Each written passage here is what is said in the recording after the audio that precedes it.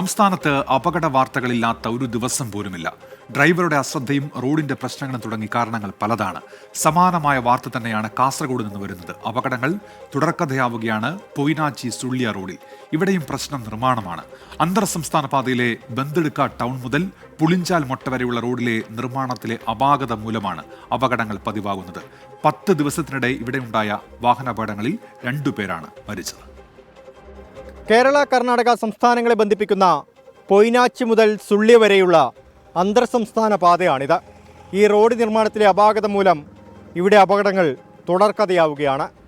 S വളവുകളും അപകടാവസ്ഥയിലുള്ള പാലങ്ങളും ഭീതി വർദ്ധിപ്പിക്കുന്നുണ്ട്.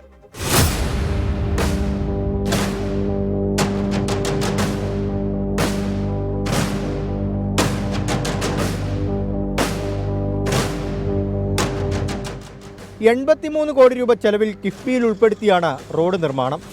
പൊയിനാച്ചി മുതൽ നിർമ്മാണ പ്രവൃത്തികൾ ആരംഭിച്ചു. പക്ഷേ ബന്തെടുക്ക ടൗൺ എത്തിയപ്പോൾ റോഡിന്റെ വീതി കുറഞ്ഞു. ഭയാനകമായ വളവുകളിലൂടെ സ്ഥലം പരിചയമില്ലാത്ത യാത്രക്കാർ എത്തുമ്പോൾ ഈ നാട്ടുകാർക്ക് ഭീതിയാണ്. മറ്റ് സംസ്ഥാനങ്ങളിൽ നിന്ന് കേരളത്തിലേക്ക് എത്തുന്നവർ അപകടത്തിൽപ്പെടാതെ രക്ഷപ്പെടുന്നത് നാട്ടുകാരുടെ ജാഗ്രത ഒന്നുകൊണ്ട് മാത്രം. ഈ സർക്കാർ ഉദ്യോഗസ്ഥരാണോ അതിൻ്റെ പ്രധാനപ്പെട്ട എസ്റ്റിമേറ്റ് എടുക്കുന്ന ആൾക്കാർ ഇവിടെ വന്ന് ഈ പാലത്തിൻ്റെ ശോചനീയാവസ്ഥ കണ്ടിട്ടും ഇതിന് ഫണ്ട് അനുവദിച്ചിട്ടുണ്ടോ ഇല്ലയോ എന്നുള്ള അറിയാൻ കഴിയില്ല. കാരണം എന്താ വെച്ചാൽ നമ്മൾ പല പ്രാവശ്യം ഈ എസ്റ്റിമേറ്റുമായി ബന്ധപ്പെട്ട് ചോദിക്കുമ്പോൾ ഇതിൽ പാലം അനുവദിച്ചിട്ടുണ്ടെന്നാണ് അറിയാൻ കഴിഞ്ഞത്. പക്ഷേ ഈ പാലം ഇങ്ങനെ ബാക്കിയാക്കി ഇവിടുന്ന് ഇട്ടിട്ട് പോയിരിക്കുകയാണ്. ഇപ്പോൾ ഈ അടുത്ത ദിവസങ്ങളിൽ ഒരു ഓട്ടോറിക്ഷ ഇവിടുന്ന് മറിയുകയും ഒരാൾ മരണപ്പെടുകയും ചെയ്തിട്ടുണ്ട്. റോഡ് കടന്നുപോകുന്ന പുളിഞ്ചാൽ പാലത്തിൻ്റെ അവസ്ഥ ഇതുവരെ അധികൃതരുടെ ശ്രദ്ധയിൽപ്പെട്ടിട്ടില്ല.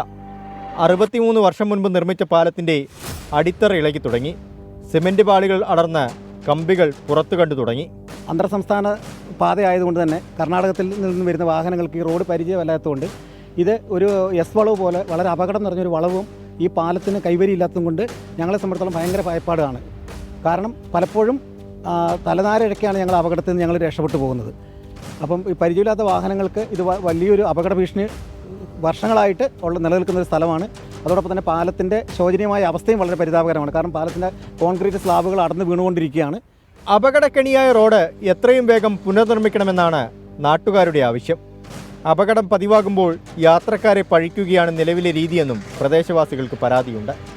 കോൺക്രീറ്റ് പാളികൾ അടർന്നു വീഴുന്ന ഈ പാലത്തിലൂടെ എന്ത് ധൈര്യത്തിലാണ് യാത്ര ചെയ്യേണ്ടതെന്ന് ഈ പ്രദേശവാസികൾ ചോദിക്കുന്നുണ്ട്.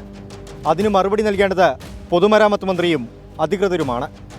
ഇനി കൈവരിയില്ലാത്ത ഈ പാലത്തിൽ നിന്ന് എത്ര ജീവൻ നഷ്ടപ്പെടുമ്പോഴാണ് നിങ്ങളുടെ കണ്ണു തുറക്കുക? രജീഷ് കരിവള്ളൂരിനൊപ്പം അരുൺ പാറയ്ക്കൽ, 24 കാസർഗോഡ്. പൊതുജനം കഴുതയല്ല സാർ.